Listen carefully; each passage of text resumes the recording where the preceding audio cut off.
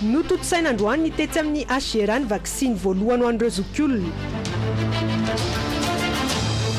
17 Mey andro iraisam-pirenena ho an'ny vakoka nankalaza izany Madagasikara.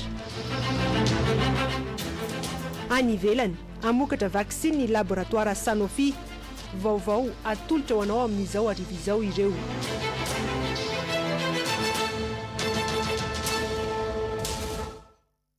Miarabanao manaraka ny fampahalalam-baovao amin'izao ora izao ary manasanao manaraka izany iresaka vaksiny adina amin'ny Covid-19 avy hatrany sika nanomboka androany ny fanaovam-baksiny ho an'ireo zokiolona izay notanterahana tetsy amin'ny HGR. Anisany nanatrika izay mampisoa Hortensia sy Toussaint François ka aleo izy ireo ny ampafantatra ny amin'ny Cyprien izay.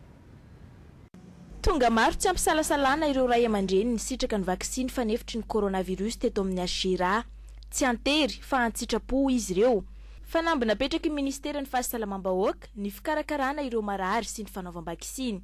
Ny angatahana sirariana ho an'ny vahoaka malagasy dia ny hoe iroso ao anatin'izany fanaovana vaksiny zany fa tombontsoa anao zany ary tombontsoa ny fahasalamanao. Anisan'ny manao vaksiny teto taloha da manatona tobin-pahasalamana, toeram-pahasalamana, mpiasam-pahasalamana makify. Fa tsapaki-posa androany tena niova be mihitsy le mpiasam-pahasalamana. Hatreto mitohy ny fanaovam-baksiny ho an'ireo ray aman-dreny efa nahazoazo taona sokajiana ho marefo. Napakevitra antsika malagasy fa ho ampitsika ny fomba hiarovana ny ainy malagasy. Fantatsika fa ny marefo dia tsy maintsy toanana.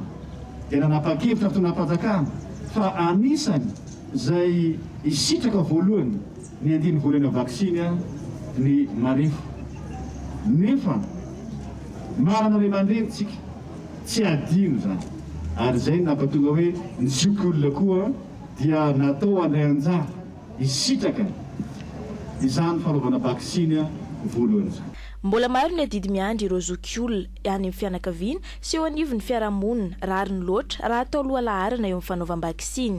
Zokiolona ireo isan'ny afaka raha misitraka ny fahasalamana izy ireo afaka hanome hevitra, hanome tanana ho an'ity firenena ity sanatria tsy ho anao vezatra satria raha mahazo an'izany fahasalamana zany dia isany vahaolana ihany koa ho an'ny firenena. Ary tsy karatra fa tena maro dia maro na any amin'ny faritra zany na eto ihany koa.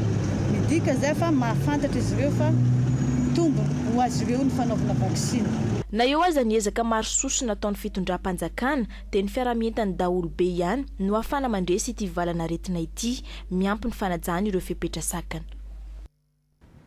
Ao anatin'izay resaka fahasalamana izay ihany miaina ny marary ny Covid-19 eto Analamanga nakatona noho izany CTC Ivato sy Ivandrika nankahery ireo mpiasan'ny fahasalamana teny an-toerana ny ministra tompon'andraikitra nitondra fanamariana ihany koa izy fa tsy mbola vita ny ady ary ka mitaky fahavononana hatrany. Aina Rabetany eo amin'izany Toussaint François. Efa madidio ny ety amin'ny CTC Ivato sy Ivandry. Babagona avokoa ireo efitra rehetra mikatona vonjomaika izy ireo satria mbola tsy resy tanteraka ny valana aretina coronavirus. Nakatona satria hita fa efa miena dia miena zany ilay tranga ny Covid-19 izay mety ho tantarana teny anatin'ny CTC. Fandrimbontsika dia tonga amin'izao vokatra zao.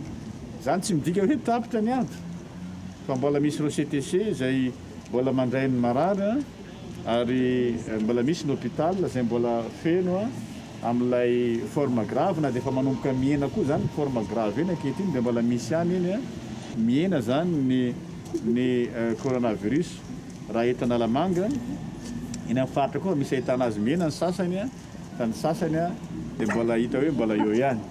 Na zany na tsy zany dia tsy manala mihitsy zany hoe tsy ady tsika mbola miady foana satria mbola eto ny coronavirus.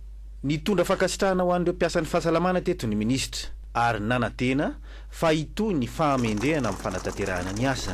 Nakasitraka izany ireo mpiasan'ny fahasalamana ary nanamarika fa betsaka ny traikefa azo teto ho fanatsarana no avy. fa tafiditra ao anatin'ny tetikasa ny ministeran'ny rano fanadiovana sy fidiovana nisy trano mponina Antananarivo sy ny manodidina rano fisotro madio maharaka ny filan'ny mponina efa misy drafitra maty paika mana ny olana sy fampindrano eto amin'ny faritra Analamanga amin'ny alalan'ny fampiasana ireo fitaovana vaovao manaraka ny teknôlôjia. Mamso Hortensia eo amin'sany Rodriguez Zafmaly. Voavaha eo amin'ny 900 ny olana tsy fampindrano aty amin'ny distrika Navaradrano. Efa misitraka ny rano fisotro madio ny mponina hatramin'ny volana Aprily teo. Noatsarain'ireo fitaovana ialana amin'ny olana mampitaraina ny mponina amin'ny resaka rano. Ezahana ho voavaha amin'ny volana Jona izao ny any amin'ny distrika sasany ahafahana manampy ny famatsin-drano mihoatra ny 740 metatra toratelo ho an'ny tanàna Antananarivo. Androany tsika mijery ety Sabotsynamena Ilafy Neny Anosy Avaratra dia efa mandray misitraka an'izay rano avy amin'ity station conteneur izay ity alaina avy amin'ny ranony imamba ny rano izay ampiasaina eto ary hitantsika teo fa tena madio mangatsakatsaka manaraka ny fenitra rehetra ny rano izay omena ny mpanjifa eto amin'ity ety Avaradrano izany dia eo amin'ny 100 metatra toratelo isan'ora zany. Raha ny eto indray zany no ny filana dia najanona hoe 70 metatra toratelo isan'ora ihany zany no vokarina eto amin'ity eto aty Sabotsynamena. Manodidina ny 7 alina sy ray hetsy ny mponina misitraka ny rano fisotro madio aty amin'ny distrika Navaradrano. Efa misitraka ny commune Sabotsynamena amin'izao fotoana izao nanomboka tamin'ny faravoalandoha volana Aprily. Ity rano ity dia rano izay ato anatin'ny commune Gadikely Ilafy sy ny commune Sabotsynamena ary manisan'ny mahazo tombotsoa amin'izany ny vahoaka satria ny renivohitr'ny distrika ny commune Sabotsynamena fa anisan'ny be mponina indrindra manerana ny distrika Navaradrano ny commune 9 dia Gadikely Ilafy sy commune Sabotsynamena ka misaotra mitafitafy ny ministeran'ny rano sy ny fahadiovana ary Hoatsaraina koa ny fikirakirana ny lafin'ny teknika momba ny fitantanana ny rano izay vokarina ialana amin'ireo olana mateti-piseho efa fitaovana vaovao manaraka ny teknôlôjia avolenta no ampiasaina mba hanomezana fahafaham-po ireo mpanjifa. Fiara-miasa ny ministeran'ny rano fidiovana sy fanadiovana ary ny orinasa Jirama. Ajantsika eo ny resaka rano fa nirodorodona nahatra ny taratasy fanambaram-pananana teny amin'ny fitsarana avo momba ny lalampanorenana androandro olona 12 menada nitarika izany filohan'ny antenimieran-doolona ery manana Razafy Mahefa izay naneho fa fomba fiasa iombonan'ny olona Madagasikara ny fanehoana firaisan-kina manoloana ny fiainam-pirenena. Ao anatin'ny fanajana ny lalàna ny olona ka atao mangarahara avokoa ho fantatra ny be sy ny maro ny fananan'izy ireo amin'izao fanombohan'ny taom-piasana izao. Efa miresaka olona izay ihany sika manohy ny asa mahalolona sy solombavambahoaka azy ireo solotenan'ny parlemanta voafidy ho mpikambana eo anivon'ny fitsarana avo na ny haute cour de justice efa misy ny fandaminana ny fomba fiasa ho andreo voafidy. Njaka seratra Andrianasoa eo amin'sany Shakira Kotomanga. Ny lalana fehizoro laharana 414 tsipika aotra 370 no mamaritra ny fepetra mikasika ny fitsarana avy na ny haute cour de justice.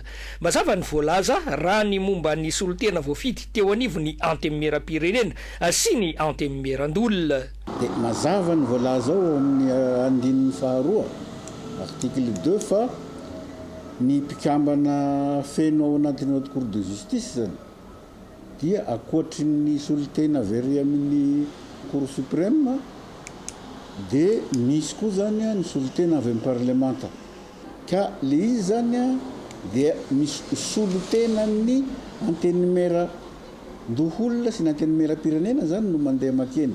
Ianao zany misy solotena ilay andrim-panjakana misy ianao eny amin'ny haute cour de justice zany hoe mijanona loholona ihany zany le solotena eny fa tsy hoe sahala amin'ny andrim-panjakana sasany hoe amin'ny gouvernemanta na any amin'ny fitsarana avo mba lalam-panorenana ka hoe raha fa voatendreny zany dia miala amin'ny maha loholona azy le olona na amin'ny maha député azy.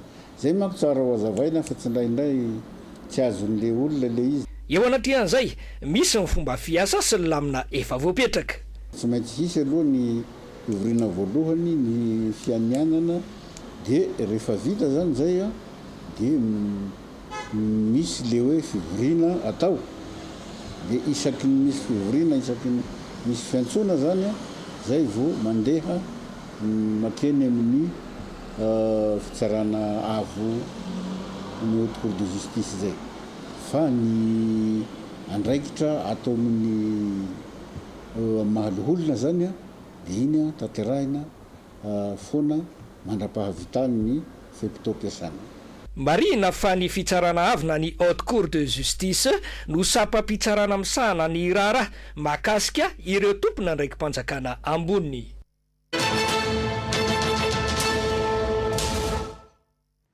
miverina misokatra ny fandraisan'ireo momba ny ady madio rehetra etsy amin'ny fitsarana ambaratonga voalohany anosy taorian'ny fiatonana nandritra ny roa volana ny vohitra nandritra ny fionany lehibe ny mpirakitra raha ao amin'ny TPI anosy tamin'ny mpanao gazety zany Chantal Entiniana Rabetany sy Fanitra Andriamanana. raisina avokoa etsy amin'ny fitsarana ambaratonga voalohany anosy nanomboka ny alatsinainy 7 May teo ireo raharaha ady madio rehetra raha ny ady maika ihany no nandeha tao anatin'izay roa volana izay zany amin'ny manomboka izao dia mandray ireo raharaha ady madio rehetra ohatra hoe raharaha ohatra hoe ady mahakasika ny ady tany reny resaka fitakiana trosa sy fandoavana hofatrano ny fangatahana ihany koa mahakasika an'ireny pension alimentaire na solon-tsakafo sisitsika fangatahana an'ireny fisaraha-panambadiana ireny dia manoko izao zany zay dia efa ao anatiny fandraisana an'ireo raharaha raisina tsikelikely izy satria raha tsika malala fa atao anatin'izany roa volana zany be dia be ny raharaha zay tafajanona any amin'ireny manandraraha reny dia mba hialana amin'ilay fivangongona sy ny fahabetsahan'ny olona zay hiditra atao anivon'izany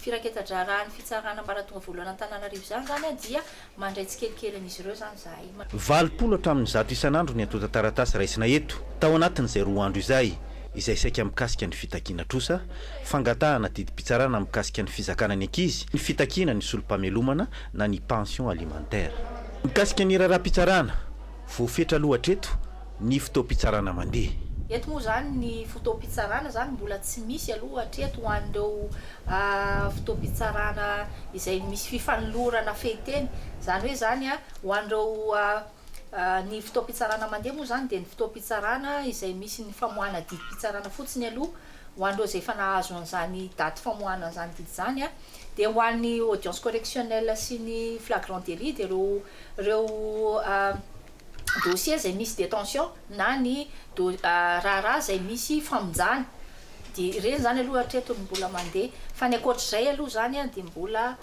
miandry fandaminana vaovao kentitra ny fampanajana ny fipetrasakana ara-pahasalamana ho an'ireo manandraraha sy ny mpiasan'ny fitsarana eto anosy hisoroana ny covid-19 isan'izany ny fampiasana ny aro-vava-orona ny fampiasana zelona sy ny fanasana tanana amin'ny savony eto ampidirana eo ihany koa ny fandrarahana fanafody isaky ny zoma ny entanina ihany koa ny rehetra ho mailo amin'ireo mpaneranelana sy ny pisoloky efa ndresaka fisorohana amin'ny covid-19 zay ihany ry aina Rabetany dia raha itsika izao ny fivoaran'ny antotanisa voaray farany ny daty ny 17 May 2020 toy izao ny fivoarany antotanisany olona mitondra ny tsimikaretina coronavirus tranga vaovao 2020 sitrana 120 sy 200 telo ireo namoniainy 770 sy 500 ny fitambarany ireo fitilinana tao 7 sy 300 ny fitambarany ireo manaraka fitsaboana 770 sy 200 kosa ireo tranga manana fahasarotana na ny forme grave hatramin'ny daty ny 17 May 2020 ny daty ny 13 Martsa 2020 hatramin'ny 17 May 2020 20 sy 300 sy 4 ireo nitondra ny tsimikaretina coronavirus 270 sy 7 sy 3 ireo sitrana manome ny salanisy 470 faingoenina 20 isanjato 470 sy 700 kosa ireo namoniainy manome ny salanisy iray faingo 370 isanjato 350 sy 200 sy 7 sy 9 sy 9 sy 1 ny fitambarany ireo fitilinana tao Manditan'izay resaka covid-19 izay hatrany efa tonga any amin'ny faritra loatra mangoro amin'izao fotoan'izao ny anjara bouteille d'oxygène ho an'ireo mponina any an-toerana entina hitsaboana ireo marary manana fahasarotana. Mampita ny vaovao Miora Vatosoa sy Ezaka Mario. Anisan'ny hôpitaly mandray an-tanana ny marary coronavirus ny eto amin'ny CHRR Ambatondrazaka. Olana teo aloha ny tsy fisian'ny bouteille d'oxygène ho an'ireo marary manana fahasarotana na forme grave. Voava izany olana izany ankehitriny. Tonga ny bouteille d'oxygène izay avy amin'ny fitondram-panjakana entina hitsaboana ireo marary. Nanafagnenan'ny fahatokavan'izao fitaovana izao ny governoran'ny faritra loatra mangoro amin'ny fanatrarana ny tanjon'ny fitondram-panjakana fahasalamana manantona vahoaka. Tonga ihany koa izao bouteille d'oxygène amonjena ny marary eto amin'ny CHRR loatra mangoro ipetraka eto Ambatondrazaka satria misy centre anankiray koa eto dia ny olana mipetraka zany ho an'ireo forme grave dia ny tsy fisian'ny bouteille à oxygène. Noho izany dia voavaly ny etaeta, voava ny olana raha miresaka zay fandraisana tanana ny forme grave zay zany na reo coronavirus miseho tamin'ny fahasarotana. Koa dia eto zay dia maneho fisaorana ny fitondram-panjakana izay Tarinandriamatoa Filoha Andrinirina Rajoelina sy ny membre rehetra amin'ny gouvernement Tarinandriamatoa Premier Ministre ary tamin'ny alalan'ny ministère amin'ny fahasalamana vahoaka no natongavana izao fitaovana izao sy ny rehetra izay efa natao hatramin'izay. Anampitsaka ny mpitsabo eto amin'ny CHRR Ambatondrazaka ny fahatongavan'izao fitaovana izao. Tsara fantatra ihany fa mila oxygène zany dia ireo izay voan'ny coronavirus dia manana fahasarotana satria izay voan'ny corona koa ilana bouteille oxygène.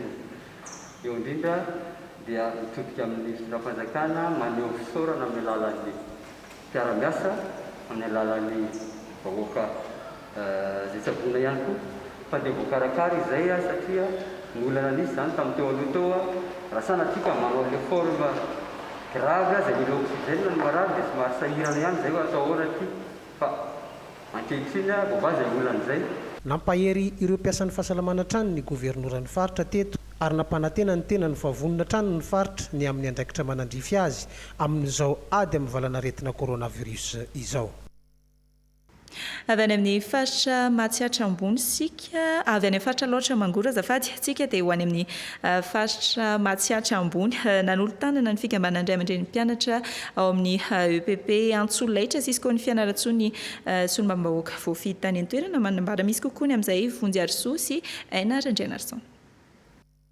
Tanora manodidina ny 20 mianadahy hiasa an-tsitrapo no mifanome tanana amin'ny CRCO Matsiatra ambony amin'ny fanaraha-maso sy ny fanentanana ny anivon'ny fitateram-bahoaka eto an-tampon-tanàna ny Fianarantsoa ny hanarahan'ireo mpamily sy ny mpanampy azy ary indrindra ireo mpandeha ny fepetra ara-pahasalamana amin'izao ady amin'ny valanaretina izao no tanjona. Tsapamantsy tatoato fa anisany mahatonga ny fiakarana isan'ireo olona marary ny COVID-19 ny fitangorongorona tafahoatra ka voakasika izany ny bus, ny buxi ary ny fiarakaretsaka. Kiaro ny zoan'ny mpitsitraka sy ny mpitaingina ireny bus ireny afaka hiteny ankalalana ary ankoatran'ny hoe fananarana sy ny fitenenana moa izy ireo ihany koa dia olona hitoroka tsy fanaran-dalàna mba hahafahanay mandray ny andraikitra amin'ireo tatitra mbola azo pakam-panahy sy manara-dalàna. Eo anatrehan'izany dia tsy handefitra intsony amin'ireo olona mbola minitsy manaraka lamina ny ao anivon'ny fitaterana. Satria ireo olona ireo manambady manjanaka mamelona fianakaviana dia tokony hanaraka ny lalàna zareo ka raha hanao sy rambona ny fitaterana zareo dia mety afara ny fanajanonana ny fitaterana dia sy maintsy ampiarina ny sazy. Tsy ny mpamily sy ny mpanampy azy ireo ihany anefa no iantefany hafatra fa ny mpandeha ihany koa izay mila mandray andraikitra ka raha feno ny fiara dia aleo miandry ny manaraka indray hanajana ny lamina sy ny fepetra ara-pahasalamana izay. Lafim-baovao hafa kosa indray andro iraisam-pirenena ho an'ny mozea ny fahavalo ambin'ny folo ny volana May. Firenena 370 mpikambana eo anivon'ny UNESCO na ny rafitry ny firenena mpikambana misahana ny fanabeazana sy ny siansa ary ny kolontsaina no manamarika izany ary ao anatin'ny Madagasikara lohahevitra ny hoe noavy ny mozea miarina sy miavao. Haina Rabetany eo amin'ny sarin'ny Fany Randriamanana. Anisan'ny hamantarana ny fiandrianam-pirenena sy ny tantarany ny mozea izay mitahiry ny vakoka sy ny sotoavina hoy ireo mpisehatra sy mpandalina izany. Asongadina amin'izao andro iraisam-pirenena ho amin'ny mozea izao ny fanomezan-danja ireo. Noho ny amin'ny anara-pahasalamana dia tsy afaka nankalaza ny vantana ny fankalazana ny andro iraisam-pirenena ho an'ny mozeantsika eto Madagasikara. Fa tamin'ny alalan'ny tambazotra ara-sosiala no nanateraka izany. Ny tanjon'ny fankalazana aloha dia fampafantarana ny olona ny mozea, dia ny anankiray faharoa ny lanja ny mozea, ny vakoka izay aranty eo anivon'ny mozea no mampafantatra ny tantaran'ilay firenena. Sivy no mozea tantanan'ny ministera ny serasera sy ny kolotsaina izay isan'ny mampiavaka ny Madagasikara. Voakasika izany ny rovan'i Madagasikara, Andafiavaratra, Ilafy, Tsinjoarivo, Moramanga, Vavitiana Tomasina, Antongona ary ny any Ambositra tompon'anarana. Efa misy ny tetikasan'ny ministera amin'ny fameloma-maso ireo. Ny ezaka natao ministera dia nanamboatra, nanarina n'ireo musea izay tantanana ny ministera. Ny anankiray faharoa dia mamatsy an'ireo fitaovana ohatra songadina manokana fotsiny zany zao mozea lapany Andafiavaratra ny katona naharitra taona maro. Izay dia nisy ny fanamboarana, nisy ny amin'ny fampiofanana, namelo-maso zany ny ministera. Etsy an-danykory tsy diso anjara izay ny lapa atao ao Manjakamiadana ny rovan'i Madagasikara. Hitantsika tsara fa namboarina ny trano dia mamerina eo am-pamerenana any atao hoe ireo fampiratiana ao amin'ny lapany Manjakamiadana. Mifamatotra amin'ny fizahantany ny mozea hoy ny tale jeneraly ny kolotsaina. Inona moa no tsy dia na zavatra anankiray voajanahary na zavatra anankiray vokatry ny kolotsaina. Ireo ihany no tsy dina eran'izao tontolo izao. Ka tafiditra ao anatin'ireo vokatra atolotry ny kolotsaina ity musea ity. Misy ihany koa zavatra hafa izay vokatry ny tsy kolotsaina fa vokatry ny ara-boajanahary ao anaty musea, dia tsy dia ny rehetrarehetra ireny ka mifaningotra mivantana amin'ny fizahantany izany rehetrarehetra izany. Famporisihana indrindrandrindra hoa voalohany indrindra antsika malagasy aloha hahafantatra ny tanitsika na ny vokatra ara-boajanahary eto amintsika zany na ireo vokatra ara-kolotsaina. Fa dia mazava ho azy moa ny vazaha ny tena manambolaka, dia antsoina koa ianareo vazaha mba ho tonga maro eto Madagasikara. Akoatry ny mozea tantanin'ny ministera ny serasera sy ny kolotsaina dia misy ihany koa ny mozea sahan'ny ny sehatra hafa toy ny an'ny ministera ny harena kibonitany, ny an'ny ministera ny fiarovam-pirenena, ny an'ny université, ny an'ny fiangonana sy ny tsy miankina. Raha ho an'ny mozea any ivelany, isan'ny misongadina eran-tany ny mozea ny Louvre any Paris izay be mpitsidika indrindra. 10 tapitrisa isan-taona no tonga amin'izay izany. Araky ny tantara dia ny mozea ny Capitole any Roma no mozea tranainy sy ny orona voalohany indrindra any amin'ny taonjato fa 1900. Ajantsika eo ny resaka vakoka fa malaza amin'ny fanamboarana asa tanana vita amin'ny tanimanga ny ho alatsinainy alasora nanomboka ny volana janoary lasa teo nefa misedra olana ireo mpanao asa tanan'ireo noho ny tsena sy ny fahalafosan'ny akora nanolotra fitaovam-piasana ho azy ireo manoloana izany ben'ny tanàna ny alasora. Manahoana ny amin'izay Miray Andrianjavy sy Roger Andriamanala. Anisan'ireo mampalaza sy nahafantarana ny tanàna eto alatsinainy alasora ity ny fanamboarana asa tanana vita amin'ny tanimanga toy ny vilany tany, ny fitoeram-boninkazo sy ny sisa. Ny 700 ireo singa hita eny amin'ny tsenam-boninkazo eny Anosy dia avy eto avokoa. Anisany misehatra ao anatin'izay Ramatoa Elizabeth izay nolovainy tamin'ny dadabeany. Misehatra olana nefa ity asa tanana ity amin'izao fotoana izao araky ny nambarany satria mialafo tafekatra hatramin'ny 9 sy ny 4 metatra tora-droa amina ofana tambary ao anatin'ny herintaona, fa manapitra ihany koa nefa ny tsena tao anatin'ny volana maromaro izao. Tena tsy mahalafo mihitsy izay izao satria matetika rehefa ohatran'izao toetrandro ohatr'izao dia maka komandy daholo ny olona. Tamin'ity nanomboka tamin'ny janvier nidina anankaty izao dia tsy tonga intsony ilay mpaka komandy. Dia raha maka izy ireny le fatao amin'ny cactus kely ireny. Anisan'ny fitaovana fampiasa amin'ity asa tanana ity tory ity. Nitaraina tamin'ny ben'ny tanàna ny fikambanana velomamy, fikambanam-behivavy izay miary mpianakaviana manodidina 70 aty amin'ny faritra ary dia nitatoka sendra vato izy ireo.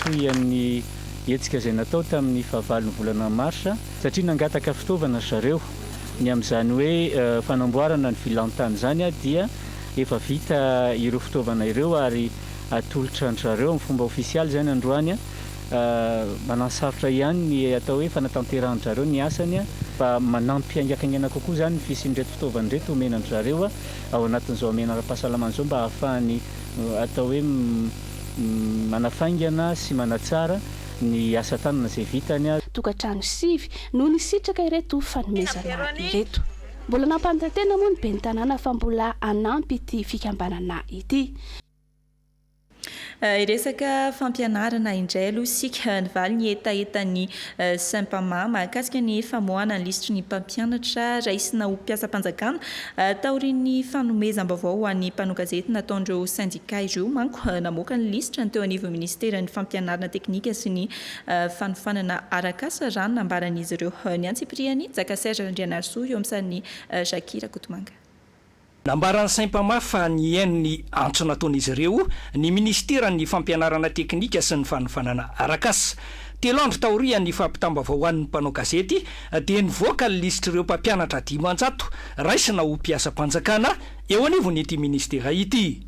Nanao valandresaka izay dia nametraka hoe le 500 poste budgétaire aiza dia ahoana raha tadidinao nge izay somanina anao ny arivan'iny dia efa nisy ny lason marina dia rehefa nisy ny lason marina dia mivoaka tsy ho ela ny anaty sita dia mivoaka avany dia nafinaritra aloha tena namaly izy dia mivoaka tokoa izy ity. Nisy ihany anefa ny tsikerana ataon'ny Saint-Pama tamin'ny endrika namoahana ny lisitra saingy namafisin'izy ireo fa tsy asan'ny syndika akory ny mandray ho mpiasa-panjakana na manao ny famindra-toerana. Ny syndika dia tsy manao recrutement, ny syndicat dia tsy manao affectation satria mbola kasianay mangamanga fa izay kosa miady nisitraka ny zoan'ireo mpiasa ireo. Nilaza ny Saint-Pama fa arakaraka ny masotsivana izay faritan'ny fanjakana no andraisana ny mpiasa-panjakana ary tsara ny ampahafantarana ny masotsivana toy izao famoahana paibe maso ny lisitra izao. Iresaka tontolo iainana indray sika simba ny ala voatokana ao amin'ny commune Ambodiary na distriktan'ny Manoro noho ny fitrandrahana tsy ara-drariny verevitra ireo ray aman-dreny any an-toerana manoloan'izany ka manao antsoava amin'ny fitondram-panjakana dia hoarahintsika miaraka amin'ny solotenanay any an-toerana izany. Fitrandrahana tsy ara-drariny sy fanararotam-pahefana io no azo amehezina ny tranga misy ao amin'ny commune Ambodiary na distriktan'ny Manoro momba ilay ala voatokana na ilay forêt classée. Efa maro ireo tatitra nalefan'izy ireo amin'ny ambaratonga isan-tsokajiny saingy misy hatrany ny sakana mitaraina ny vahoaka araka izany amin'ny tsindrazolena mahazo azy ireo. Dia tsy altide pahaka tagny sisiny kasika na iza fa raha misy aza mambely dia hoe agnanovany tragno dia amboarany tragno an-tanànakeo na misy mamato aza dia sy tena dia hoe agnapotika etiala zany izy ka amin'izao fotoana zany nanjary potika atao badany atao tola atao ino lasa midy avelagny akagny malahelo fony raha aman-dreny amin'izany zao fotoana zany dia le tanora nagnano vanila nagnano fangatana ma vanila nambolenjare sy voavoly hitany nanjary kobaka zao fotoana amin'ny raha io ka na misy ada zavatra ataony hoe fitaregnana akagny varatra akagny dia manjary sy tanteraky raha fa satria misy ampanaka ny raha misy ampanoa ary tsy amboniny zany dia etaketaka eto volokazay sen-daniny tragno agnatiny etiala zany mirongatra katoavy daholo izany zavatra zany mampalahelo raha aman-dreny mba zaharinareo manam-pahefana ambony akany koa zay ty fa sahirana dia sahirana zay amin'ny alana iny satria taloha dia sisy biby sy mandeha kagny akanga varaka tena misy amin'ny etiala indrindra fa ny tintely dia hita foagna mandeha kegny azy ny zamadinika indrindra fa ny olo maventy dia mahita tintely fa amin'izao fotoana zao dia sisy hita zany. Na dia eo azy izany dia mbola vonona ny kolokolo sy kajiny ala ireo ray aman-dreny ao an-toerana ka manaitra ny mpitondra fanjakana voakasika hijery fotony ny zava-misy. Fa hovova tsy ho ela ny olandreo mpampiasa ny lalana eny amin'ny zone forelo Tanjombato satria Rarivato mirefy 50 metatra no amboarina eny an-toerany sy 10 isan-jato ny asa no vita amin'izao fotoana izao raha ny tatrain'ny Keita Revila. nisy fahatarana ny fahavitany ity lalana eto amin'ny zone Forelo Tanjombato ity vokatry ny fandaminana sy ny fandrindrana ny tetikasa amin'izao fotoan'izao kosa dia efa 700 ny asa no vita. Raha fonandinika izahay dia tsy ny fanamboarana an'ilay lalana isan-taona no tena anisan'ny zavatra important indrindra fa fanaovana izay assainissement zay dia amin'ny lalan'ny fijerevana ny fivoahan'ny rano ny évacuation rehetrarehetra teo amin'ny lalana io. Zay no nahelana azy satria nananao ny resaka fanavoazana ny tatatra ary izahay dia efa naharitra mambolana izany zavatra izany ary efa nanomboka tamin'ny voalohan'ny taona izahay nikasa nanao izay zavatra izay dia noho izay pitsopitson'izay tsy afaka amboarina ny lalana raha tsy ritra ny rano tsy afaka manao an'ilay fototra ny lalana ianao tsy vitanao aloha ny lakan-drano rehetrarehetra ahafahana mantanteraka izany dia misy koa ny fanadiovana ny olona izay varotra amoron'izay lalana izay ka voatery izany somary diso kely ny fotoana feim-potoana izay nanafahana nanao anazy ka ankehitriny izay dia ohatran'ny mahatsapa hoe kely sisa dia vita tratra ny tanjona ary mino izay fa anamora ny fiainan'ny fivezivezen'ny tsirairay eto ny commune Tanjombato sy ny commune Rahavavy Soavina sy ireo izay olona rehetrarehetra mampiasa izany lalana izany. Fiara-miasan'ny commune Tanjombato tamin'ireo mpiara-mombonantoka no nahafahana nanatanteraka ny tetikasa lalana izay mirefy 50 metatra. Eo amin'izay resaka fotodrafitrasa izay ihany vita ny trano fiterahana vaovao amin'ny CSB1 commune Ambondrona distrikan'ny Santra tsy fangaro amin'ny efitrano ray intsony izany ny vehivavy teraka sy ny marary mampita ny vaovao Ara-Jonarson eo amin'ny sarin'ny Angelo Randrianomanana. Trano fampiterahana vaovao mitetina sy fitapitrisa ariary mahery no vita sy mijoro ao amin'ny CSB1 commune Ambondrona distrikan'ny Santra. Antony mifangaro ao anaty efitrano iray ny mpiteraka sy ny marary ao amin'ny trano fampiterahana teo aloha. Fanamby napetraky ny ben'ny tanàna sy ramatoavadiny nandritry ny fampelezan-kevitra izy io izao tanteraka izao. Anisan'ny olana goavana ato aminay ny amin'ny lafiny fitaovana zay zany ny sianina nomay fa tena hita ho sy ampy mangataka tolo-tanana avy amin'ny fanjakana indrindra fa isika zanaka pelezana avy ato amin'ny commune Ambondrona. No ezaka nataon'ny ben'ny tanàna io dia misy ny manohana ara-pitaovana maro izy ireo anisan'izany ny groupe Kim nanolotra kidoro. Efa misy ny kidoro izay nomena teo hôpitaly ity io tokoa moa zany dia zana amin'ny farafahatarany amin'ny volana ambony io dia hasiana jiro koa ty hôpitaly manara-penitra. Onina 202 alina avy amin'ny fokotany 110 ao amin'ny commune no misitraka azy ity miampy ireo avy amin'ny commune Anjomaitsara sy ny commune Andrimalama. Ho any ivelan'ny kely indray aloha sika vita ny dingana faharoa amin'ilay vaksiny novokarin'ny laboratoire Sanofi vaksiny vaovao izy ity iarahan'ny laboratoire frantsay sy ny britanika miasa manandriana zavatra maro eo amin'ny sarin'ny Euronews.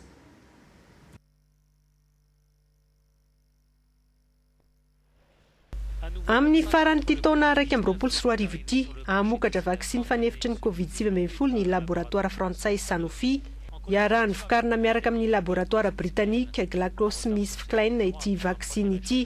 Efa nanamboatra vaksiny ihany ity laboratoire frantsay ity tamin'ny faran'ny taona 2024 saingy nandamoka. Amin'izao fotoana nahitam-boka ny andrana klinika dingana faharoa amin'ilay vaksiny. Mampiasa protéine ny laboratoire amin'izany ny 5 hatramin'ny 100 ny olona natao andrana dia namokatra anticorps. Taoriny nanandramana ny dingana faharoa izay vokatra izay tsy tahaka ny fomba hitahirizana ny vaksiny Pfizer sy BioNTech ny fitahirizana n'ilay vaksiny Sanofi hoy ireo tompon'andraikitra tsy mila vata fampangatsiahana manokana ho izy ireo ilay vaksiny. Alohan'ny fahazondalana amokarana azy dia roso amin'ny dingana fahatelo ny laboratoire. Olona 503 alina no nanaiky atao andrana amin'izay dingana izay. Dingana ahafahana mahafantatra raha tena mahomby tokoa ilay vaksiny Sanofi na tsy amin'ireo variant. Nanambary États-Unis, Canada, Royaume-Uni fa anafatra izay vaksiny izay. Rehefa izay dia anatevin-daharana ny AstraZeneca, Moderna, Pfizer, Johnson & Johnson vaksiny izay efa nahazo lalana avy amin'ny vondrona Europeana ny famarotana azy. Efa nivelany ihany sika tsy maintsy ahita marimaritra iraisana ny filan-kevitry ny fiarovana ny firenena mikambana manoloana ny ady eo amin'ny Israel sy Palestina. Io no nambaran'ny ministra ny Raharahambahiny Sinoa nandritra ny fivorian'ny filan-kevitra. Chine no filohany amin'izao nandranina zavatra maro hatrany.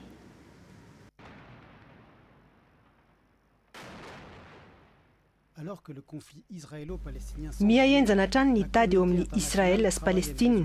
Tsy azo idivirana hoy ny vondrona iraisam-pirenena ny fampitsarana ny ady. Tena atahorana ny zava-mitranga amin'izao fotoana hoy ny sekretera jeneraly ny firenena mikambana. Ny fampitombonana daroka bomba mitarika fahafatesana sy fahampitehana fotodrafitrasa maro izy ka tsy ampisy fiarahamonina tsy misy raorao eo amin'ny Palestina sy Israel.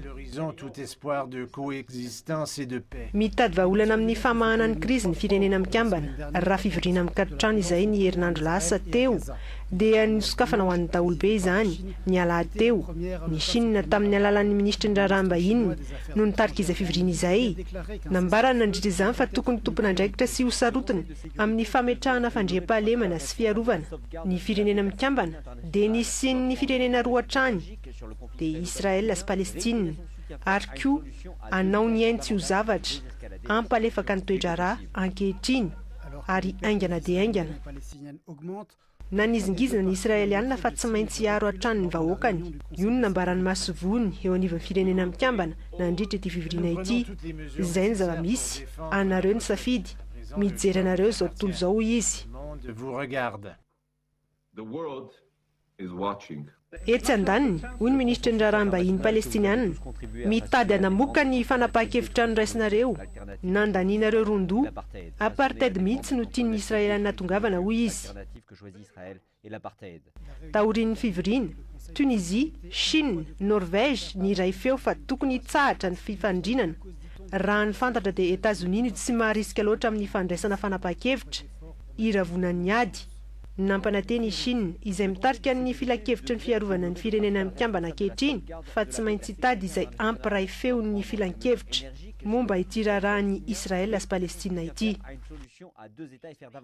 Iverina eto atoerana aloha isika niteraka resabe tany amin'ny tambazotra tserasera ny rarahana samborana ny Delila kely maro namitra-panontaniana ankoatr'izay ny rarahana tratrarina ny Maria fanondranana olona tsokosoko tany Mayotte izay nahabe resaka ihany koa hitondrany komandiny zandarmerie pirenena fanazavana ny jeneraly Andrianjanaka Njatoarisoa sady hanazavana ny mahakasika ny valim-panadinana fandraisana mpianatra ho zandary.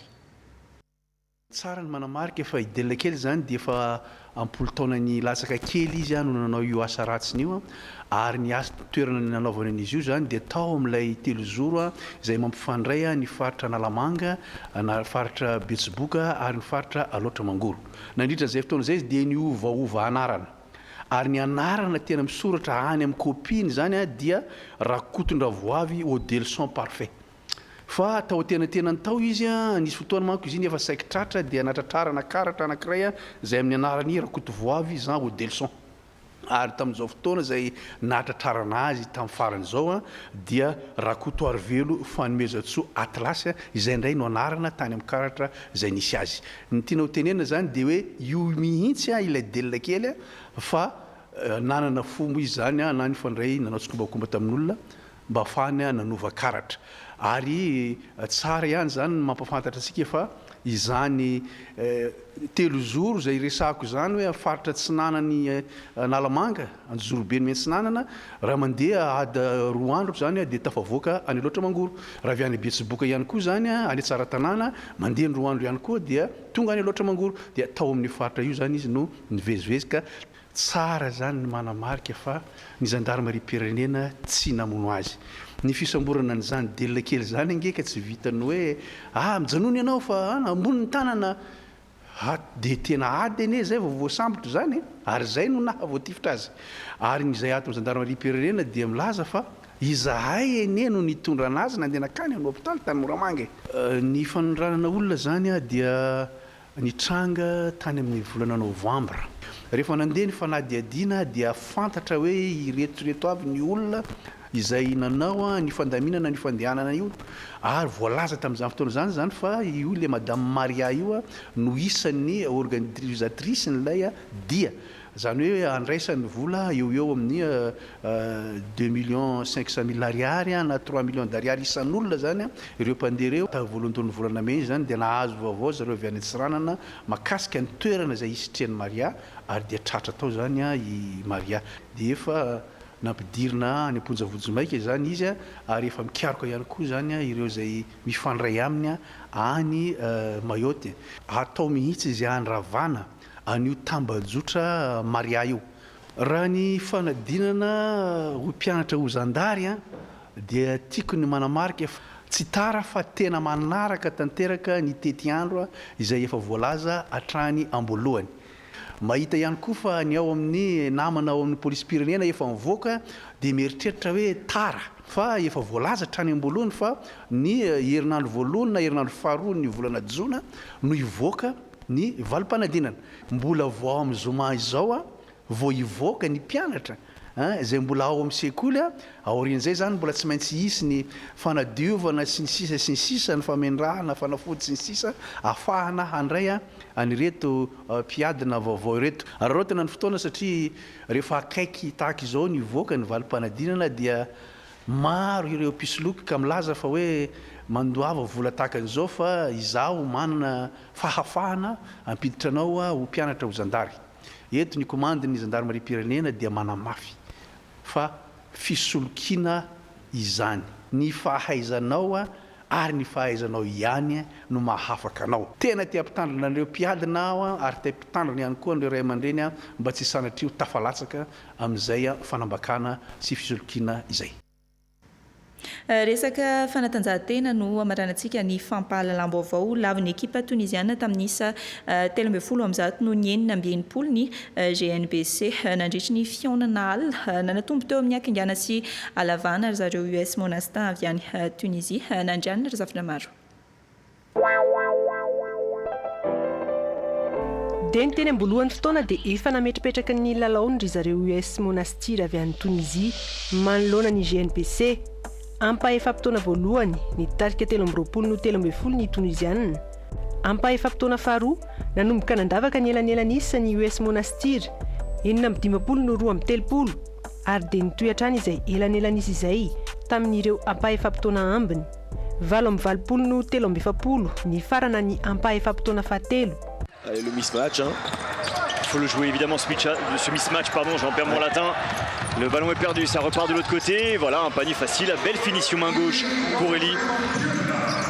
Niezaka ny ady mafy ry Elisy Cameroun ray ilay sy ny ekipany fa tsy nahatohatra ny Ben Romdan El Mabrouk ary dia nisaraka tamin'ny isa 13 no ny 9-20 iny nanatombo raha teo ny US Monastir teo amin'ny alavana ny alarbi zao eo amin'ny Patriots avy ao Rwanda ny GNBC malagasy. Cet registre 113 points inscrits par cette équipe impressionnante. Ko no mamarana ny maresaka isorony ianao nanaraka izany azadiny fandarana lazao ny marina rehefa avy eo amin'ny valoralina ka ny fivoaran'ny fanaovam-bakisiny Covishield eto Madagasikara amin'izao herinandro faharoa izao no arosin'ny ekipa lazao ny marina. Mandrapitafatopoko.